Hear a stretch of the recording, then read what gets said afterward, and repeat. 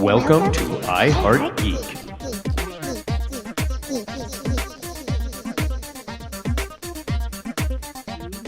And welcome to another episode of I Heart Geek. Yay! I'm so happy with this with my team today. I am so happy. This is a two-part show we're doing today. We're doing Harry Potter. Harry Potter is so freaking huge, we had to split it into 2 weeks because it's we're doing freaking Harry Potter and Harry Potter. Yeah, and I've written two different scripts and everything. So with me today is Christina and Satomi and Chris, all the way from Broadway. You guys just like rocking out. Wow, we literally teleported from the Majestic Theater into our homes to do the show. Yes.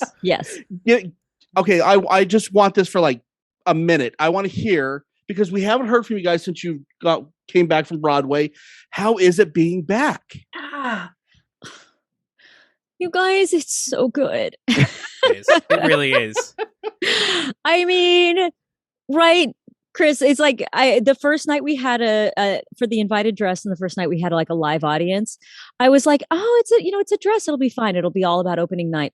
Walked out, heard the audience lose their minds, and proceeded to ugly cry and like hold onto it as I was ugly crying and then laughing and then ugly crying. Thank God I'm wearing a veil at that point in the show. See, I am not wearing a veil, and I'm carrying the box of skulls. And that first invited dress, I was like crying on stage. I'm like, no, don't do it. Don't do it. Don't do it. Because like I'm right in front of the chandelier. And then, of course, the first time that chandelier went up with people, like as soon as I got off stage, because I pulled the chandelier, I'm like, oh my God, we're back. So it's been really fun. Like coming home. Yeah, basically. Yes. Oh, and I got married. Married. Yeah, this has been the talk on Facebook, the Facebook page. That was for a good couple of weeks. We were discussing that. So I'm like, wow. I was so there. Many changes. It was awesome. There were donuts. There were donuts. Yes. I wanted to go and I couldn't because You were so invited. Vegas to Jersey sucks. Let's be honest. Yeah. It's one of those things. Yeah. Love y'all. Yeah. Okay, so getting back to the show that we're actually talking about today, we're doing Harry Potter. This is part one, and we are kind of melding the books and the movies into each other. So if you're a snob about the books or a snob about the movies, shut up. We're putting it together. I don't care anymore. I just don't care anymore. Just shut your mouth. Enjoy it for what it is. They're the same and different. They're like they're different. They're and we're going to twins. discuss that. They We're have gonna their discuss own that. personality. Yes. I don't know if we discussed that on this episode or the next one, but it's written in the script. So today we are discussing books or movies 1 through 4, which are The Philosopher's Stone, that's a controversial thing right there. The Chamber of Secrets, The Prisoner of Azkaban, and Goblet of Fire. Which should have been a two-part movie. I'm just saying. That one should have been the two-parter, not the second one, because the second one they just... we'll get to that on the second We'll get show. to it. Ugh. So out of these four books, movies, which one is your guys' favorite? Let's start with Christine on this one real quick. Prisoner of Azkaban. Prisoner? Why? Yeah. Because Harry finds so much more than what he had. Like, Fair enough. There's a lot of heartache. There's a lot of joy. There's a lot of mystery. So Nice. So Tommy. Goblet of Fire. I'm straight up Goblet of Fire on that one. It's where I felt like the books really started growing up. We will be hitting from that. Yes. Yeah. We'll talk about it in a minute. Well, I'm not cutting you off, but that is an important topic that we need to talk about on. Oh, yeah. And if we're happy with it. What about you, Mr. Chris? Like Satomi, my favorite book is The Goblet of Fire. It's the turning point of the entire series. Mm-hmm. It goes from this, fantasy book for kids to this really dark, serious, but fun,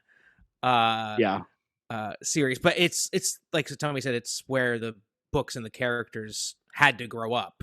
Yeah. Because of the circumstances. Plus, it's the best one. It's just the best one. I mean, we love a competition, right? Okay, so here's the deal with me on this one. There's things I love about all of these. The book, I would probably take Goblet of Fire just because it is more grown up.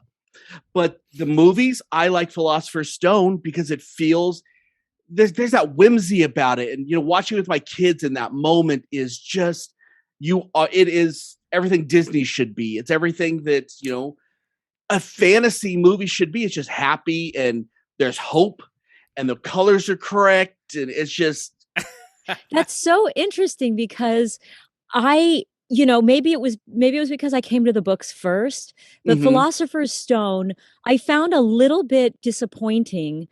And part of it is because you are introducing this new world, and how do Yeah. you do that? I mean, Chris Columbus had his work cut out for him. And it was very compartmentalized into those seasons. So it felt a little bit disjointed to me. Whereas we got a lot smoother as we headed out later. But I get what you mean, because it was the introduction to this world. Yeah. And we were already so deep into the novels that maybe my brain was like, this world is already so much more complex. Yeah. That Well, I was hoping to see that earlier. It's sort of like going back to my Disney example. It's like going on the whatever they call the log right now, Big Splash Mountain, whatever they call it now. And that's a basic ride, but it's fun, and you have that one bit of excitement and woo. And that's that first Disneyland experience. And then later on you go on Space Mountain, and yes, that's a lot more exciting and it's fast and the world is bigger, but there's something about that whimsy and that magical moment on the Splash Mountain. Yeah. That's why Prisoner is mine, because that was my kids were younger, and it was the last one I actually watched with my kids until they were older. Yeah. And so I think that there's a part of that nostalgia memory attached to that movie, because we saw 1, 2, and 3. And so I think that might be why it falls under my favorite, because I didn't see him with the kids and out at home until they were adults. So now Prisoner of Azkaban, that has a lot of love for me, because I feel like that movie that's the moment that, his parents are gone, but he finds a father again in Sirius. And it just, that you could take the rest of the story and throw it in the garbage for all I care. That part. And I mean, I love the rest of it, but that part is just so moving to me. Just that he was completely alone. Cause I mean, even his step parents were garbage.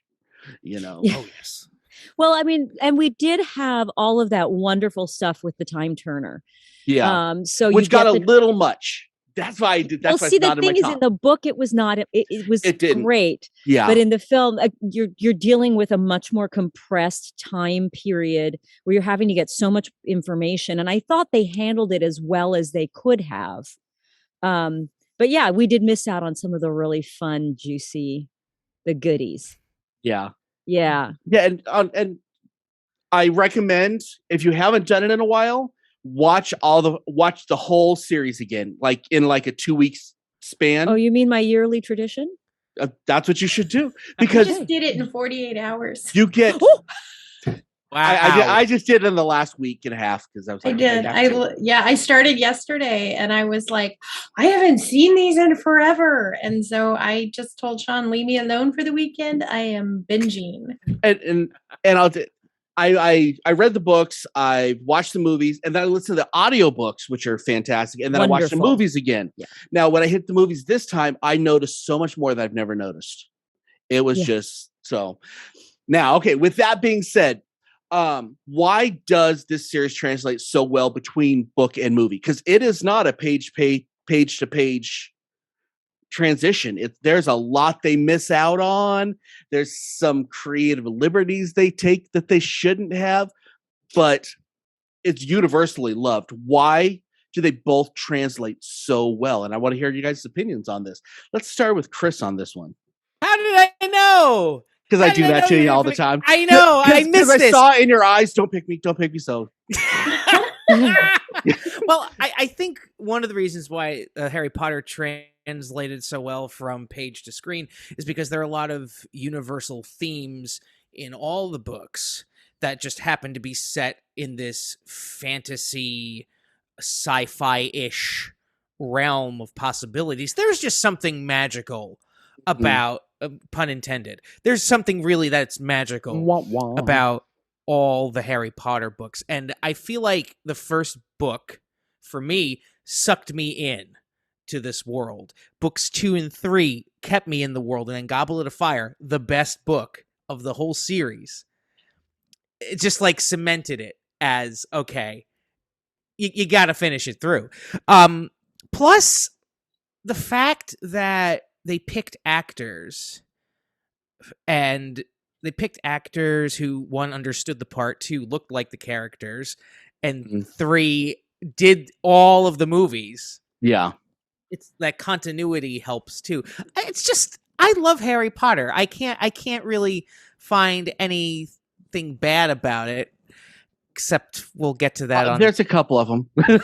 Yeah, but there's part some 2. moments. Yeah, we'll talk about why the bad parts next week. But it's just perfect. It's kind of like Lord of the Rings, how it just works. Yeah, it just, like, Harry Potter just works. But I feel like Harry Potter is more universally accepted than even Lord of the Rings, as far as both. I really do. As a kid's book. Well, it's not, because it's yeah. Well, not as a kid's book, but like as like a young teenager book. Yeah. Christina, what about you? Why do you think it works? I think it's rare when you have books and movies that have complex themes, from family themes to whimsical to dark. And I think that there's a little bit of something for everyone. And I think that's a part of the reason why it draws so many people in, because I feel like, regardless as to whether or not they stayed completely on topic with, like, but those themes were consistent. Those themes were consistent throughout. And you had moments that absolutely delighted you. And then you had moments where you were just ugly crying. And, but that's, for me, I think, the biggest thing. Tell me, what about you? Why do you think it translates? I swear that you just saw my inner Hermione in the back going, me. That's me, why I didn't call on you for because then the podcast would be over, because I would have talked for the next 45 minutes. Because you do that every now and again, and we love you for it. And I'm so sorry. No, you're not. There are 2 elements to why this is so universally loved. Number 1, world building. When you talk about anything that really hooks the general public, like Lord of the Rings, like Star Wars, like Harry Potter, you have this very deep world building. And, JK's descriptions, the way she, what she is as a writer, you create these pictures in your mind very easily, that when we ended up in the films, they actually, everybody sort of pictured almost the same thing, which was then presented to us on stage. 90%, absolutely. 90%. And there was definitely a chunk that was not. The other thing is that was just brilliant is the world of Harry Potter is reality adjacent. Mm-hmm. So it's very close to what our world is, the relationships we have, the way we function in the world. And then physically, she puts it down an alley in London. With certain places that are in our world. So that one of the most magical things about it is that you, as a reader, feel like at any moment, your letter could arrive in the mail, or you could walk down the wrong alley, in the wrong place, and end up in Diagon Alley, because it is so reality adjacent. And then she blurs the lines, of course, as we get later in the books. You start seeing those wizards come into our world, and we see people wearing some really crazy stuff, especially, out here in New York, where it's like, are they crazy or are they a wizard? I don't know. There's the possibility. The ones in Vegas are all crazy. I'll just give you that. Super quick story. There was one time a friend of mine was having a winter solstice party, and how I got my invitation was walking to the front door of my house instead of the garage, which I never do. And there was a parchment envelope tucked into the door with a wax Hogwarts seal. Everything was written in green acid ink, inviting me to Professor Smethwick's winter solstice party. Cool. Tara Speck, if you're out there, it's still one of my favorite invites ever, because for that moment, Hogwarts is real. And I think that you just hit the nail on the head on that. Mhm. With these, you can know it's a fantasy. You know it's not real, but for the moment that you're in it, it is. Mm-hmm. You know, and that is, to me, just the definition of being a geek. It is in that moment, in that world, it's real. Everything else goes away. And, you know, and then I think another thing that no one's hitting on, but she definitely had some social views in Harry Potter, but it never felt pushed down your throat. And that's where I think that all the fandoms go wrong is, you know, she definitely gave you this, I'm putting it out there and it's out there without it being all taking over the story. Go ahead, Chris. Well, just to comment on that, when I read and reread these books, I never picked up on any of like the potential Exactly. real world stuff because I was so invested in the characters and the world, in, you know, if Hufflepuff would ever win the House Cup, because I'm Never, a Hufflepuff. because they all suck. Never. We're excellent finders though. But yeah, I don't know. It's this. I mean, they're and the writing is like just generally good, and it doesn't really talk down to you. And Even like as a child's book. Yeah, and she does a great job of talking about just love and acceptance throughout the whole series, and it helps. I don't know, when my wife and I have, that's weird to say. I've been married for a month and a half, and I'm still getting used to saying my wife. My wife and I, my wife, how much? Please. When we went down to Universal Studios, we spent the whole day in the Harry Potter world, so we got to walk down through Diagon Alley, go on the Hogwarts Express, because and you were in the world. Yeah, I was in the world of Harry Potter. Sorry to go on that tangent. Oh no, I had to. I had to share that. You had to do it. But well, the other thing is like all of her language, all of her linguistic choices about what exists in the wizarding world have, a lot of them have Latin roots. Mm-hmm. So first of all, we can relate as far as hearing the root and knowing how our language is spoken. And secondly, it then makes sense within our at least English speaking word. Yeah. That, you know, Wingardium Leviosa makes perfect sense that it's would not be Leviosa. It's Leviosa. Leviosa. Shut up, Hermione. I hated that character at that moment. Oh my god. Well, you know, because I knew that little girl when I was their age. I'm like, I think that's why this series is so universally loved. It's because we can envision ourselves as Harry, as Ron, as Hermione, as the twins, as Hagrid, or, you know, Voldemort, as Draco. You can even, I mean, or Draco. It's true. Draco, yeah. Because I know I wanted to be Snape at points, because he's my favorite. He's my favorite character. I promise we will get a whole next episode. We will do a whole discussion on Snape, because that's an important. Yes. Oh, yes. Okay, so let's move on just a little bit. Goblet of Fire. We kind of hit on this earlier. It really does mark the transition from a whimsy, fantasy, happy-go-lucky world into the very, very steep cliff of darkness that we jump into. What's your thoughts on this? Do you think did it happen too fast? Did it happen too slow? Do you think it should happen at all? Should we have had a little more whimsy in these later books? So I'm curious, what's your guys' thoughts on this? I'm going to wait on you, Chris, because you want to answer that one too much. so tell me, I'll give you this one first. I think it was perfect. We grew up as he did. Even though I started reading them as an adult, you watched that progression. If it stayed in the whimsy, I think the world would have stagnated and the story would have stagnated. He needed somewhere to go. And, you know, you can't start it out with the weight of his parents being murdered by an evil wizard and not follow that through. If you kept it as whimsy, then it just diminishes that sacrifice. Fair enough. Christina? I feel like she just reached into my head and pulled out what I was going to say. It's not the first time she's done this. Sorry, you get to do it first next time. No, I absolutely 1000% agree that it had to happen. And I think they keep enough of the whimsy in it going forward that you still see those little moments, but you can't resolve this conflict without it getting dark. Mhm. So, Chris, you got something. take it away, Chris. You're about to pop. It's cute. Like, it's adorable.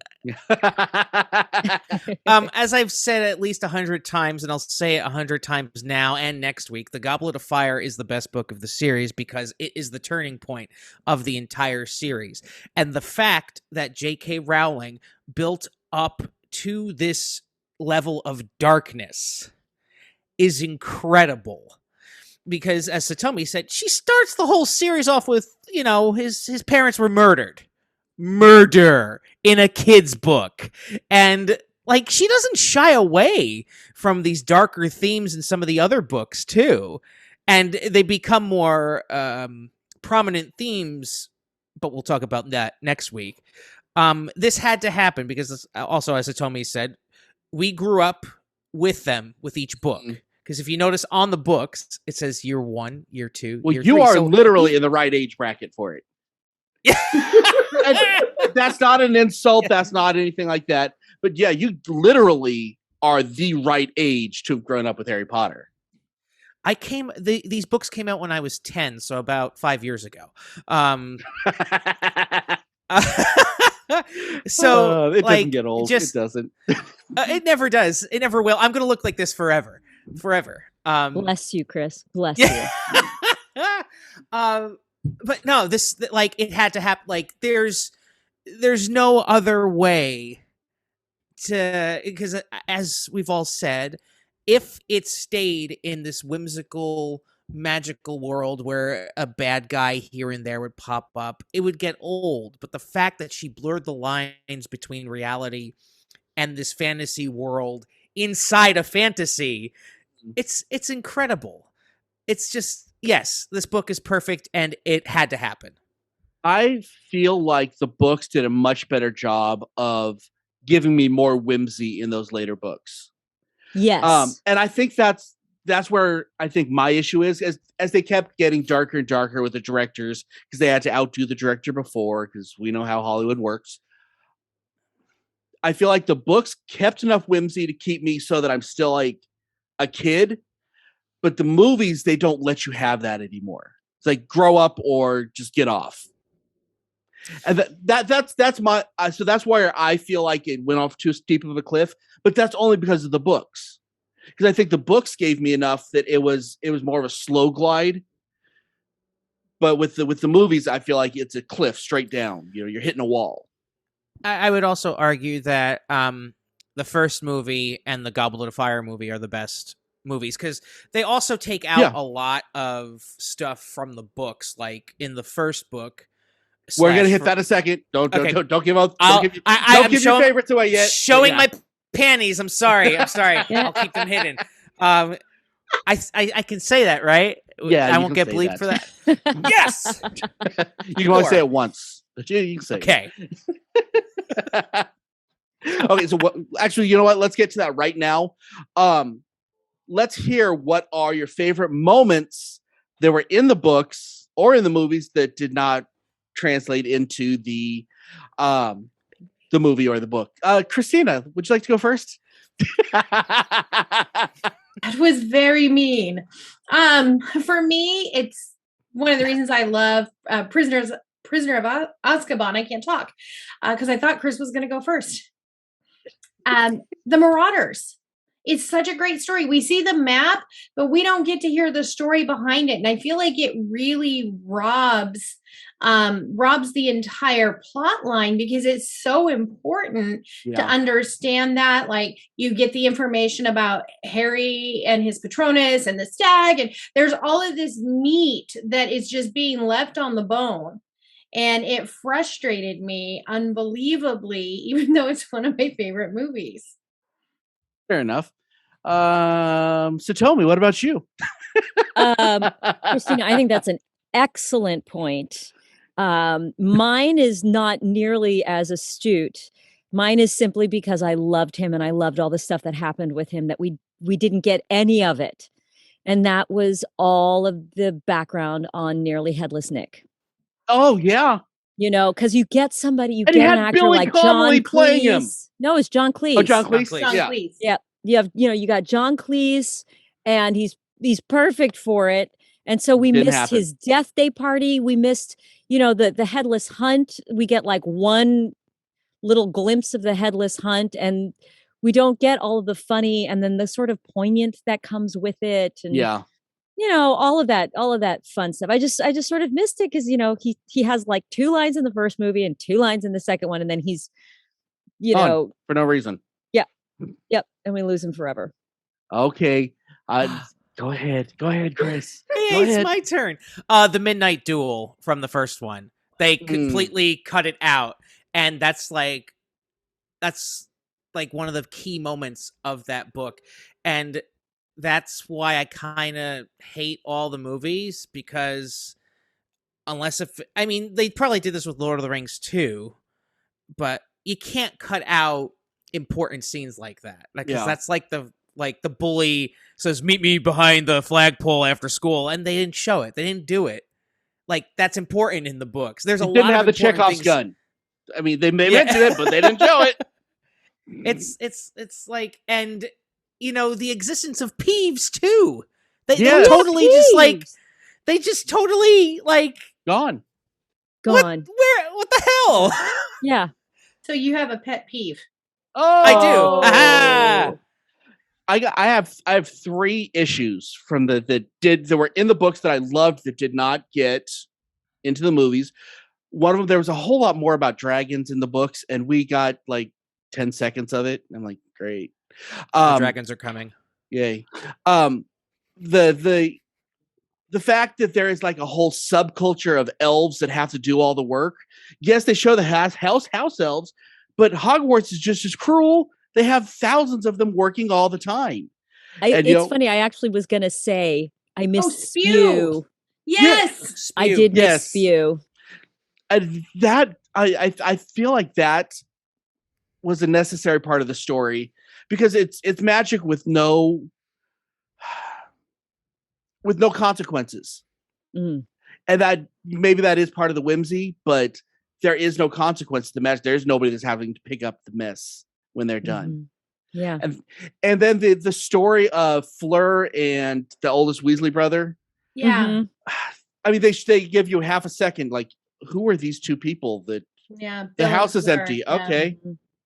And that is such a great love story, and how much the mom hated her and all that other stuff. And although that doesn't start until 5. Yeah, but we don't see any of them. We don't see any of it. And of course the dirtbag Weasley brother, doesn't exist. Percy. Percy Oh, does not he's- exist. Yeah. He had a better arc in the book. He has Head he boy. has an arc. There is. Yeah. He's a head Well, boy. he's in there for like 1 second in the first 2. Yeah, I'm the head boy. Yeah, and then it's like suddenly he literally stops existing. He pulled a Chuck from Happy Days. Uh-huh. Okay, so we're going to move on real quick, and we're going to jump on to our listener feedback.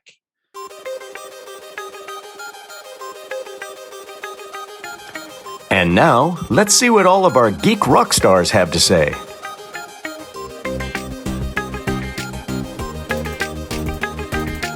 Okay, so while everyone else is gone and we're back, and the magic of pre-production stuff, I guess. Okay, so for our this listener feedback, we asked the question, what is your favorite book or Harry Potter movie and why?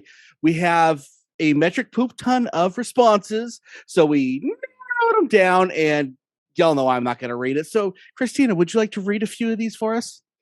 First of all, Wendell wants to personally thank you all because he got to use the term metric poop. I did. Ton of poop. Yes. It is So a thank geek you for unit that. We of love the measurement. comments. We love hearing from you guys. So the first one is from our very own Todd. He said, my favorite book is without question the first book, HP and the Sorcerer's Stone. The level of imagination it took to create the Harry Potter world and the magnificent cast of characters inside it is astonishing, which is true.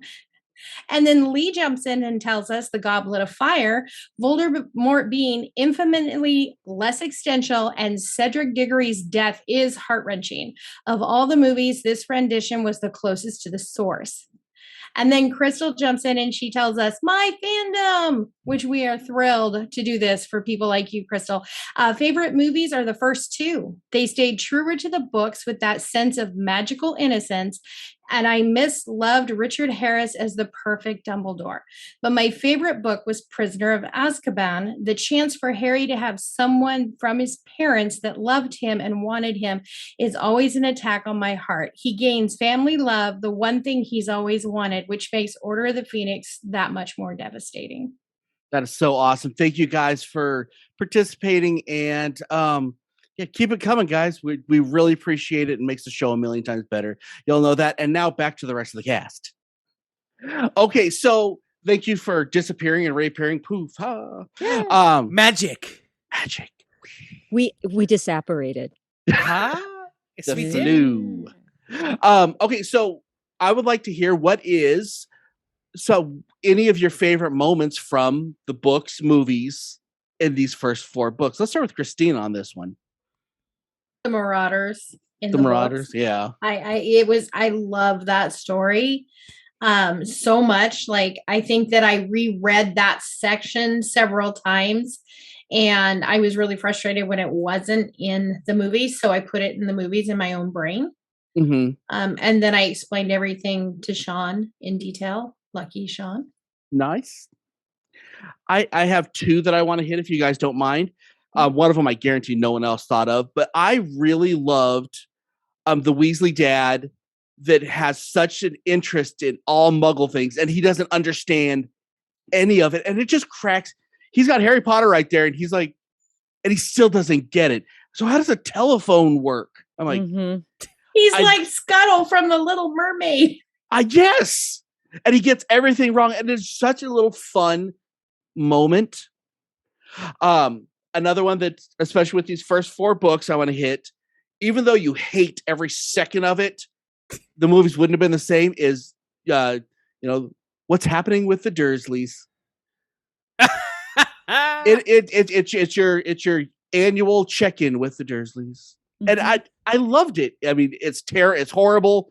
They're horrible people, but when those went away from the movies, I missed it. It's like this familiarity, even though it's terrible, you're familiar with it. I loved some of that stuff. I kept waiting for character development, though. So well, we'll get to that on the next. We'll get to that. Why they couldn't. Chris, do you have anything for us? I do. The entire Triwizard tournament. Oh my gosh, you are such a cheater. No, honestly, though, the fourth book is my favorite. Yeah. There's nothing bad I can say about that book. It's just so well. What was your favorite done. test? What was your favorite test? The dragons. Thank you. Duh. Followed closely by the final test, where they find the. Thank you. They find the hourglass. The goblet? Yeah. The goblet, and then stuff goes down. And they the didn't maze quite is protect so us from much more- Twilight. They wanted to, but they didn't protect us from Twilight. And the maze was so much more complex in the book. Yeah. Oh my god. Yeah, that was like a corn maze. Yeah, I felt a little bit cheated in the film, just because that's fair. Yeah. I mean, I wanted my shining moment. But with that being said, you can still love it without while being silly. So Satomi, do you have one? I have so many, because I mean these are just some of my favorite books of all time. But I really adored and sort of missed all of the stuff around the burrow. They made like a real cursory like, oh, look, dishes are being done and knitting is being done. But, we didn't get the gnomes and the denoming the garden. And then we got a real cursory look at the clock. And, You're there's right. just The all books of are this. I love that world and Yeah. they seem and so how much special the burrow was. And they seem so much, it was so much more work. Yeah. And I think that there's something about that. Magic's not easy. Yes. Yeah. Yes. And we missed that. Yeah. Again, where we don't have consequences to any of the magic in the movies. In the books, the way they did that was just beautiful. Because there is a consequence to magic. It doesn't always work out like you want it to. Yeah. Okay, with that being said, let's go on to the main event. Now it's time for the main event.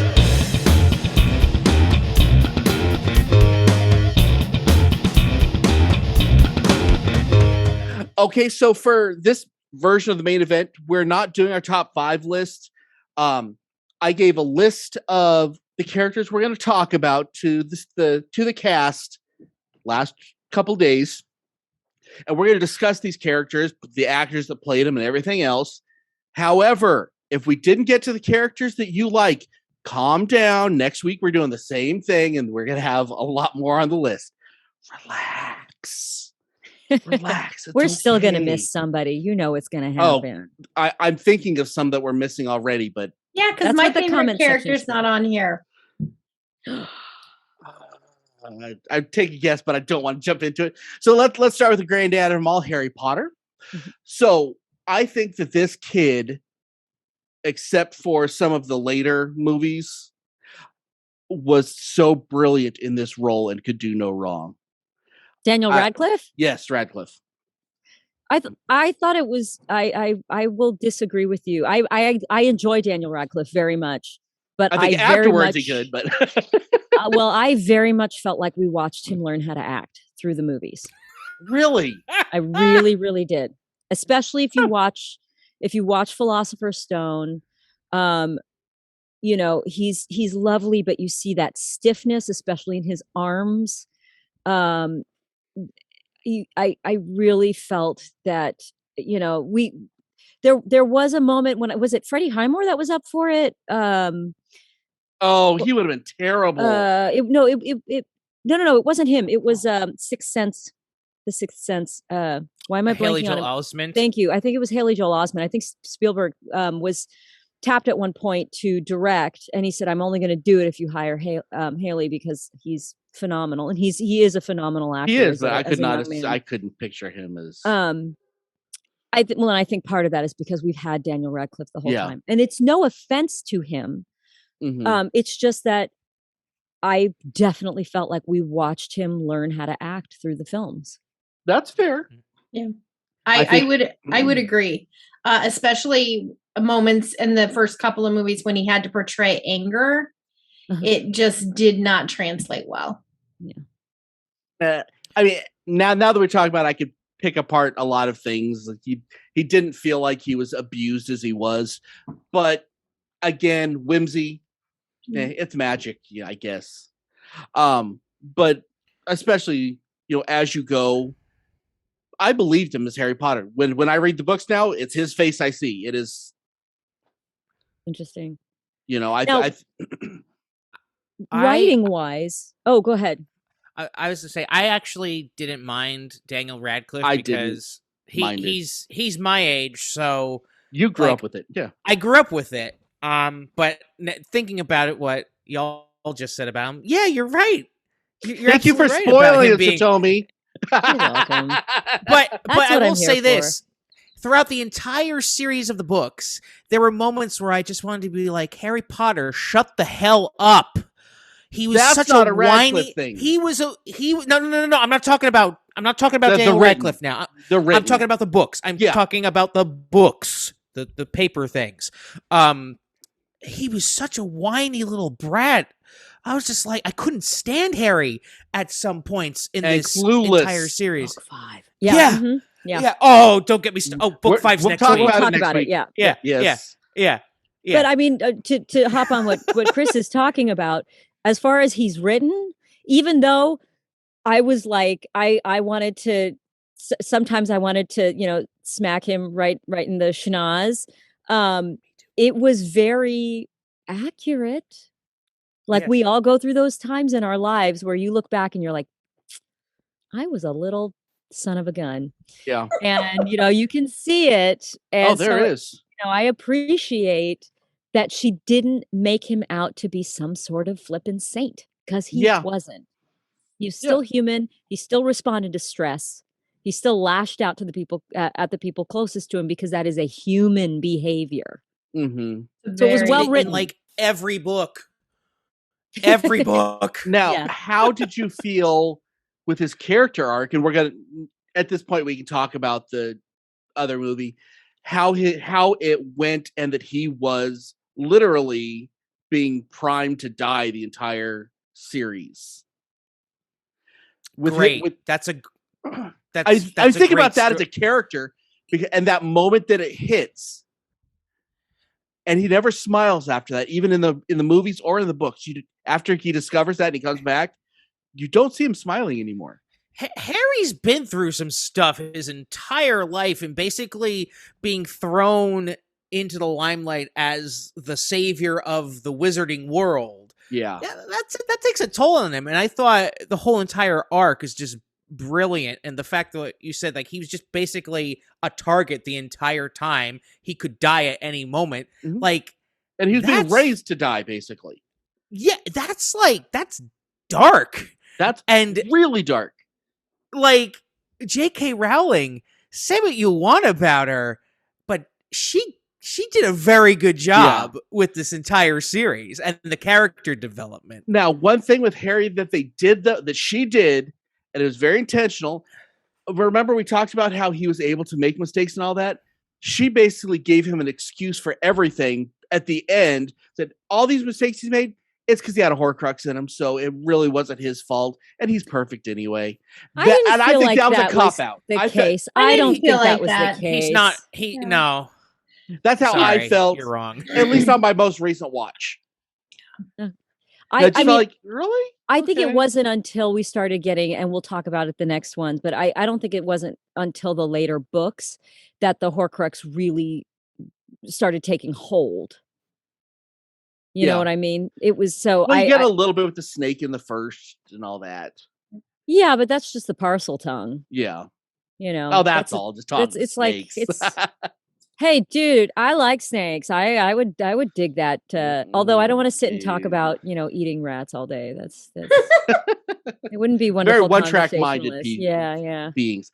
Okay, so we got Harry down. Let's talk about his best friend, Ron. You could not write a better sidekick, and especially with the way he's Gamgee. Well, he's the same character. No, except they made him bigger and stronger than Harry, and that was partially because Ron got bigger. Samwise was never a pain in the aspirations, and Ron definitely had those moments where they were very human moments where he was kind of a complete jerk. Yeah, but you know what? I mean, everybody's had that friend that's more popular than you. That's but got the better everything. But you can't put those two characters together. But we're talking about Ron here. I felt more sympathetic for Ron Weasley than I did for Harry Potter. Yeah. I did, absolutely. Especially when they butt heads. It's just like Ron's just had to put up with Harry Potter, being the famous cool kid, and he's just this, the youngest brother of the Weasleys. Yeah, gets all the hand-me-downs, and he comes from a poor wizarding family, and just I love that dynamic, because that's what me and my best friend are. It's like he grew up in this relatively wealthy family, and I grew up kind of poor middle class. Hey, and who's the one on a podcast now? I'm just saying. It's me. And I'm on Broadway. Booyah! Well, Broadway's secondary. You're on iHeart Geek. But the point, but the whole. Damn it! You made me lose my train of thought. But like the whole dynamic between Ron and Harry, it's like I could sympathize with Ron because I was very much like Ron amongst my friends.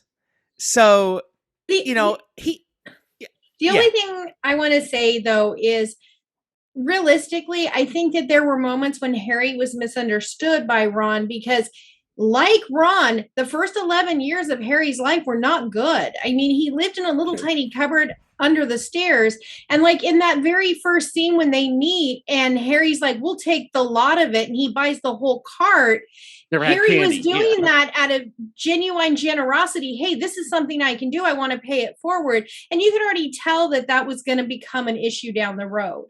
So I think that sometimes when people they all of a sudden are in, they get this, my brain stopped.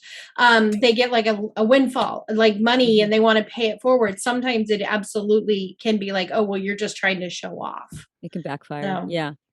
Well, I think what also helps Ron, he is beautifully written in the books, but what helps him in the movie is we did have Rupert Grint, who we did not watch learn how to act. He's a very natural actor at a very young age and continues to be a very talented actor. And grew into the part with the size. And he grew with the role. So by the time we were hitting those later films, I mean, we bought him hook, line, and sinker.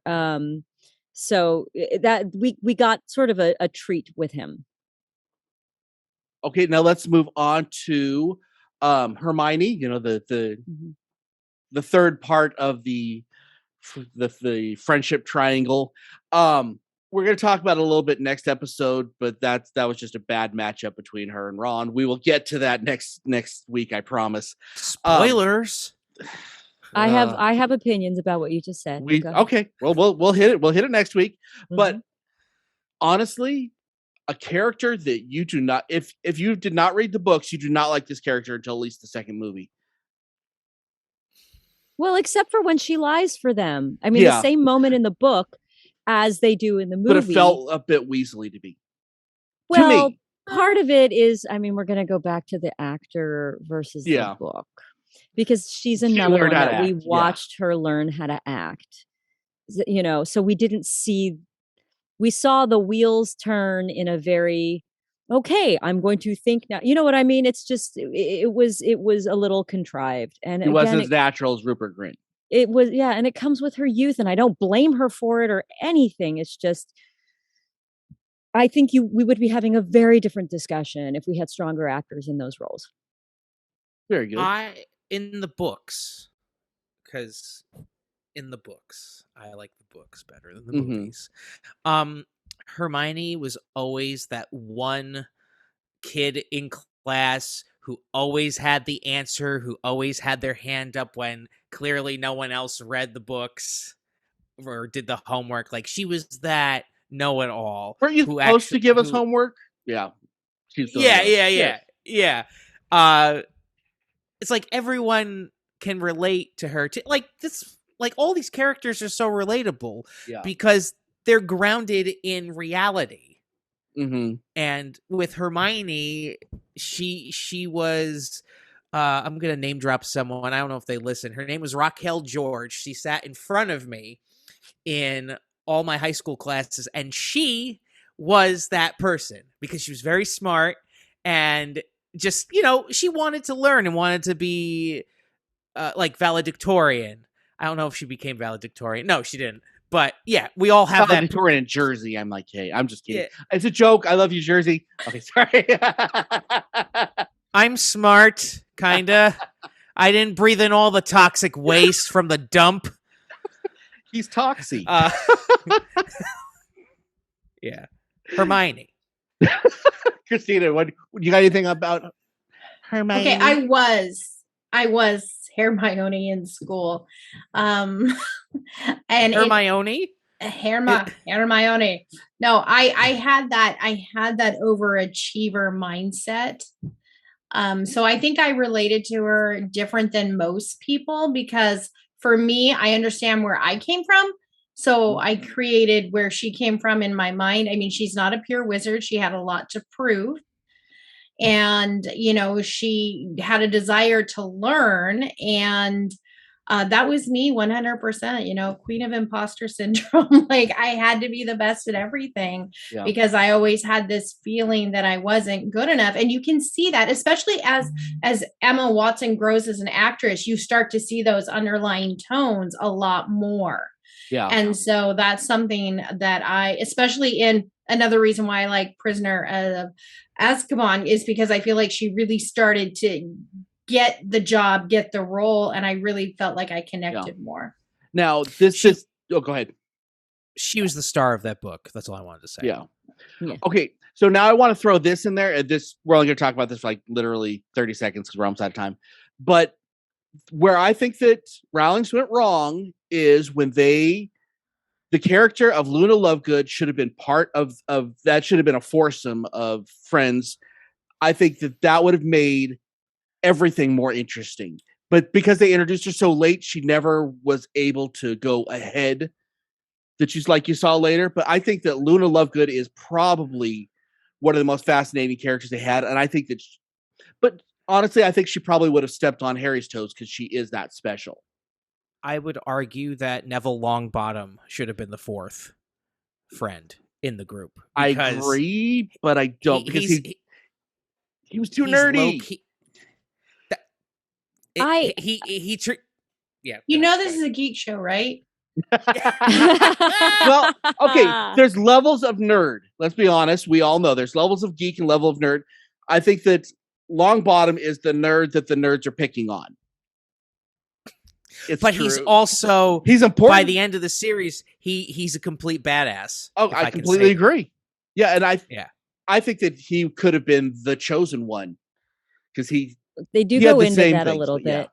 But I would argue that there is no need for a fourth because for me personally, my tight friendship circles tend to come in threes. Mm-hmm. There's something about well, there's something about that, that the strength of that tripod, that you, for me, it made sense. And I think it would have taken it off balance to add a fourth because then you have this chance for them to pair off and separate. Yeah. And I love Luna, but I think she showed up right at the right time. I'd agree. And I agree. I love Luna too. She's wonderful. She's such a great character. Okay, now let's get through these next three real fast. Let's talk Neville, since we've already been there a little bit. Great character. Could have been the one, or could have been the chosen one. I loved watching him grow, and he turned into like freaking super beefcake after he did. These movies ended. Yes, he did. Watch The Syndicate. I mean, good grief. I mean, dear God, I'm straight as a line, but wow. Just saying. So I think that they did a great job of casting him, and let's kind of move on a little bit. I want to hit two more people, and then we're going to end this episode. First one being Sirius Black. Mm-hmm. I think his casting was incredible. Oh, yeah. Even though he was truly frightening looking when you saw him with Harry, you still bought it. But I think that he's such a great character. Let me hear what your guys' thoughts are real quick on Sirius Black. Perfection. I mean, it's Gary Oldman. How you just can't. Gary Oldman can do anything. Yes. Well, he's got that ability to move from the wild to the gentleman. Mm-hmm. With such ease, so that you can. So his full arc that we get in both the book and the films. I mean, yes, they could have gone deeper with the Marauders, but it makes perfect sense. And he's always got that underlying bit of danger and recklessness. Yeah. So he already is Sirius Black in so many ways. So that when he put it on, it was like, yep, and we're in, done. Chris, Gary freaking Oldman. He was perfect. And in the book, the arc is perfect because he's that father figure that Harry wanted desperately, needed. And then I'll conclude that sentence in part 2. Christina, any thoughts on Sirius Black? Exactly what they said. Like there's this nothing else. This is why I call on you first. Okay, so and finally, Dumbledore. Now I got to get this out before everyone else says this or talks about him. Two actors that played him. The second one was better. Fight me, I don't care. And I would have loved this character till the day I died if I would have never read the second half of Deathly Hallows, and being what a dirtball he was. Some of the evil things that he pulled off made me go back and preemptively hate everything that I loved about him before. That is some good writing. I did not have the same response, but go ahead. Christina, fire away first. Ironically, I feel similar as far as like it's that moment that you find out that Harry's just being prepped for this horrifying destiny. And I was like, oh, you didn't care about him at all. Like, I think as a parent, I was so angry. He was Slytherin. Yeah, I was so angry. And I was like, you suck. Like, so Tomi, I'm dying to hear, because you look like you're about to pop. You guys are wrong. Okay. Because what I think, well, first of all, Richard Harris, I think, was just miscast. I think he was simply miscast. He's a wonderful actor that was just simply miscast. Oh, I think both of them were brilliant. And I think Richard Harris, he was too old and frail for the role. Yeah. And then when we switched to Gambon, I'm saying his name wrong because I've never heard it pronounced out loud. But I love him as an actor, and I've been a fan of him of his without knowing how to pronounce his last name. You actually got to stick together. It's great. At first, I know. Hey, listen, the mispronunciations of my name floating around the world are spectacular. And these are by people who know me. Anyhow, Go ahead. He was almost, no, it's usually Santomi or Tsunami. But anyhow. That's cool. He was almost like I missed some of I wanted something sort of a little bit in between the two. Mm-hmm. But what it did for me was it gave Dumbledore an incredible amount of depth, because those decisions he made, it's those moments in your life where you're like, I know what has to be done. So this is what's going to happen. I'm going to do it. And then as you actually come about having to act on that decision, it's like the guilt and the challenge and the having to, he says it when he says it's about when you have to choose between what is right and what is easy. And that literally is his philosophy. Mm. And when we do go into his youth, where he was doing some roll dumb stuff, but again, that's human. We've all done roll dumb stuff. If you've been on this planet long enough, you've got stuff that it's like, wow. If you're lucky, you're old enough that it wasn't on social media. Exactly. Exactly. I did my dumb stuff before there was an internet. Yeah. And, I apologize to the people that were affected by the dumb stuff I've done in the past. But, and then you make decisions that change your trajectory and turn you into the person you are now, because you made those dumb decisions and looked at them and went, that is not who I want to be. We all try on personalities growing up. We all try it on. And you see Dumbledore trying it on. I get it. Like, that's not who I am choosing to be. I get it. But there was one line. There's one line he said, and I never picked up on it until this last viewing. Mm-hmm. Snape said, "We've got to protect him." He goes, "What's in it? Or what good will that do me?" And I'm like, you suck. How do you know he wasn't saying that to help Snape with what he was going to have to do? With the way that all came out, I could not give him the way it affected me. I couldn't give him the benefit of the doubt. I thought he was like, dude, no, I wish they would have pushed you off the tower a lot earlier. What the heck, Dumbledore man? Is always playing the long game, because remember, he also says, I didn't count on how much I would care about you.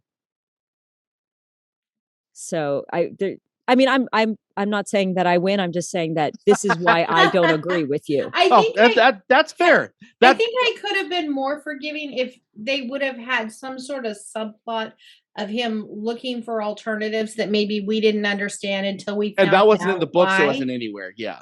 So I think, and again, strictly for me, it comes across that it just grates me the wrong way as a parent. And I forgive all the stuff the dumb stuff he did when he was young. It was just that moment. Yeah.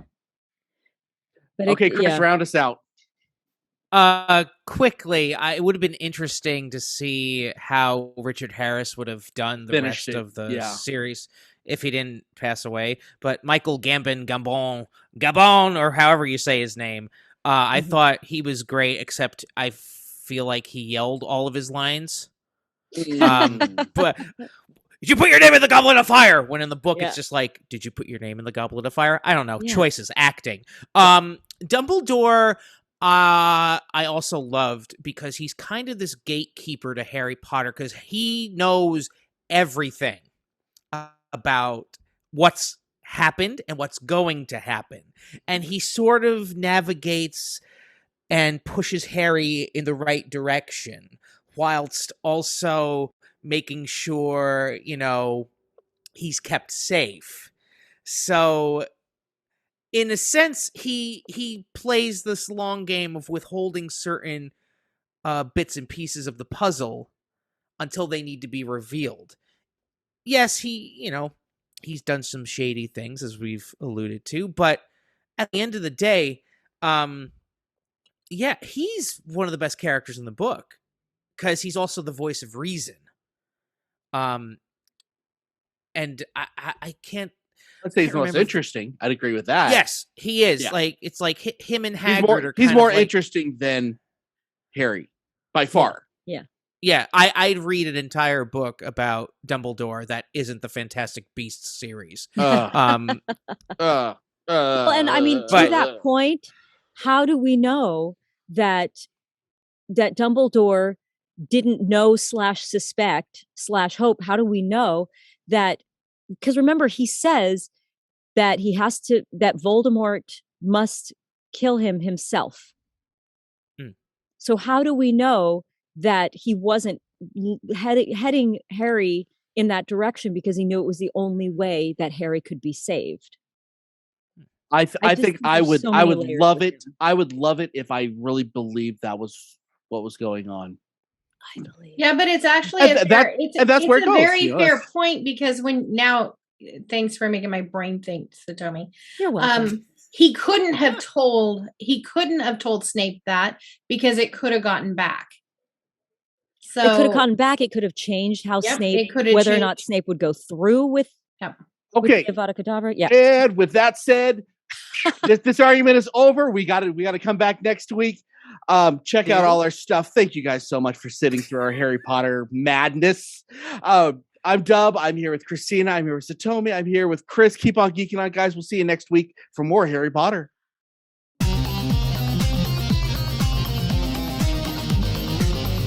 You have been listening to the latest episode of the iHeart Geek Show. Make sure you visit our website at www.iheartgeekshow.com. Make sure to follow us on Instagram, Twitter, and Facebook. And if you check us out on YouTube, make sure to like, comment, and subscribe. And keep on geeking on to all of you geek rock stars.